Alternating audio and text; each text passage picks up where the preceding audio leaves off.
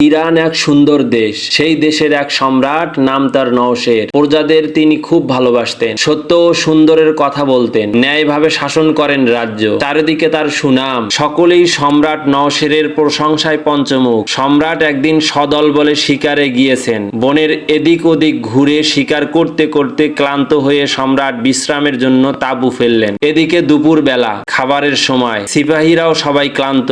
এদিকে সম্রাট নওশেরেরও ক্ষুধা লেগেছে। তিনি বাবুর্চিদের হুকুম দিলেন রান্নার আয়োজন করার জন্য, কিন্তু বাবুর্চিরা রান্না করতে গিয়ে দেখে তারা লবণ আনতে ভুলে গিয়েছে। এক সিপাহী সঙ্গে সঙ্গে ছুটলো লবণের সন্ধানে। সম্রাট তাকে বললেন, কোথায় যাচ্ছ তুমি? সিপাহী বলল, বনের ধারে কোনো বাড়িতে যাব, দেখি সেখানে লবণ পাওয়া যায় কিনা। সম্রাট বললেন, যেখানেই যাও না কেন, যার কাছ থেকেই লবণ আনো না কেন, পয়সা দিয়ে কিনে এনো কিন্তু। সিপাহী ঘোড়া নিয়ে ছুটলো। খুব তাড়াতাড়ি লবণ জোগাড় করে ফেললো সে। ফিরে এলো আরো দ্রুত, মুখে তার সার্থকতার হাসি। সিপাহী বলল, বাদশা নামদার, লবণ সংগ্রহ করে এনেছি। সম্রাট জিজ্ঞেস করলেন, পয়সা দিয়ে কিনে এনেছো তো? যার কাছ থেকে লবণ এনেছো তাকে পয়সা দিয়েছো তো?